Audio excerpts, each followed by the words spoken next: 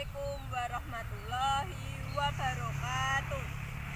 Perkenalkan, nama saya Sugesti Handayani. Saya dari kelas 7B NIM 17520000056. Di sini saya akan menceritakan asal-usul kota Banyuwangi. Dahulu kala, di Provinsi Jawa Timur terdapat sebuah kerajaan. Kerajaan itu dipimpin oleh raja yang adil dan bijaksana. Ia mempunyai putra yang gagah dan bernama Raden Baterang. Kegemarannya adalah berburu. Suatu hari, Raden Baterang dan para abdinya berburu di hutan. Setibanya di hutan, nampak seekor rusa. Apa itu? Wow, ada rusa yang sangat besar. Rusa itu masuk ke dalam hutan dan Raden Batera mengejarnya. Dan ia kemudian beristirahat di dekat sungai. Air sungai ini segar sekali. Raden Baterang pun menikmati peristirahatannya. Tiba-tiba muncullah seorang gadis dari balik pohon. Bidadari atau manusia biasakah, Adinda? Saya seorang manusia, Tuan. Namaku Raden Banterang. Siapakah nama Adinda? Nama saya Surati, Tuan. Saya berasal dari kerajaan Kalungkung. Saya melarikan diri ke sini untuk mencari keselamatan. Ayah saya telah tewas dalam mempertahankan mahkota kerajaannya. Oh, turut berduka, Adinda. Bagaimana kalau Adinda hidup bersamaku di istana? Hidup di hutan sendirian. Seorang putri berbahaya untukmu. Baik, Raden Baterang. Tetapi saya mempunyai satu syarat. Engkau harus setia dan engkau harus bisa menjagaku. Akhirnya Suranti pun ikut ke istana dengan Raden Baterang. Selain dirinya cantik, Suranti pun memiliki kepribadian yang ramah. Dengan keramahannya, Raden Baterang memberanikan diri untuk mempersuntingnya. Warga pun menyambut dengan sukacita. Mereka hidup dengan bahagia. Suatu ketika, Surati berjalan di depan istananya. Tiba-tiba ada yang memanggil namanya. Hei, Surati, putri dari kerajaan Kalungkung. Siapakah engkau? Kau tidak mengenaliku? Suaranya kakak Rupaksa. Ah, syukurlah masih selamat. Iya, aku selamat. Aku telah mendengar kabar kamu menikah dengan putra Raja Blambangan, raja yang telah membunuh ayah kita. Dan ini waktu yang tepat untuk kita balas dendam, Surati. Maaf kakak, saya tidak setuju. Karena balas dendam tidak akan menyelesaikan masalah.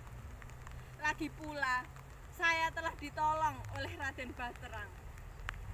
Tidak mungkin saya mengkhianatinya. Kau memang gadis keras kepala, Suranti. Tetapi aku mempunyai satu permintaan kepadamu. Bawalah ikat kepala kerajaan ini sebagai kenang-kenangan untukmu.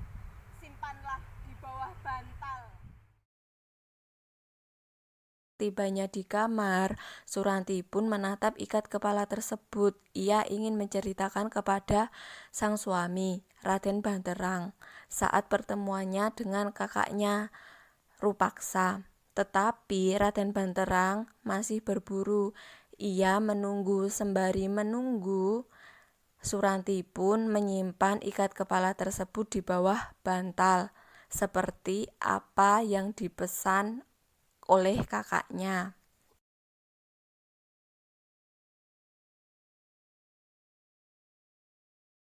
Sementara itu, dalam perjalanan pulang, Raden Banterang pun bertemu dengan pria tua yang lusuh dan berbaju compang-camping, yang merupakan itu kakaknya Suranti Rupaksa. Raden Banterang, ku beritahu kepadamu. Engkau siapa, pria tua? Ada yang merencanakan pembunuhan terhadapmu, Raden Banterang. Orang terdekatmu, yakni istrimu. Dia akan merencanakan pembunuhan terhadapmu dengan kakaknya yang selama ini telah menghilang. Periksalah di bawah bantal istrimu. Akan terdapat ikat kepala dari kerajaan Kalungkung. Terhasut oleh ucapan Rupaksa, Raden Banterang pun berburu-buru untuk nyampe ke istana. Ia ingin membuktikan apakah benar ucapan tersebut. Sesampainya di istana, Raden Banterang pun membuka bantal istrinya.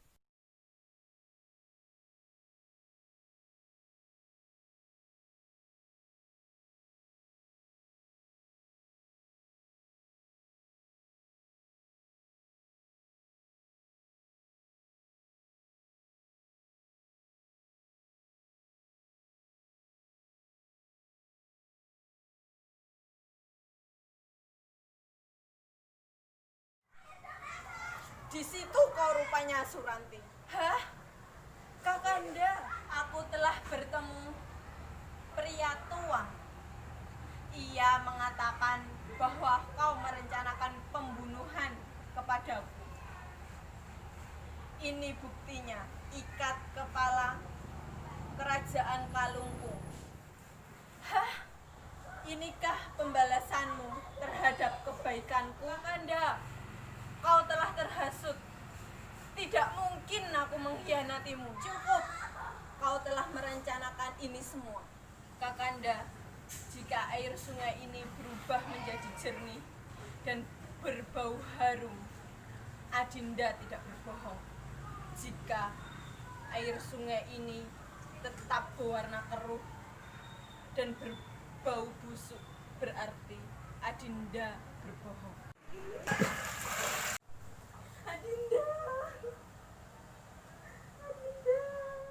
Pesan moral dari cerita asal-usul kota Banyuwangi ini adalah terkadang kepercayaan kita kepada orang terdekat kita bisa hilang dalam sekejap karena pengaruh dari orang lain.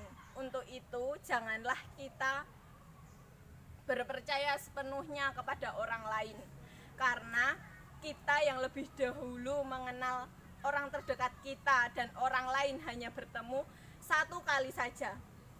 Sekian.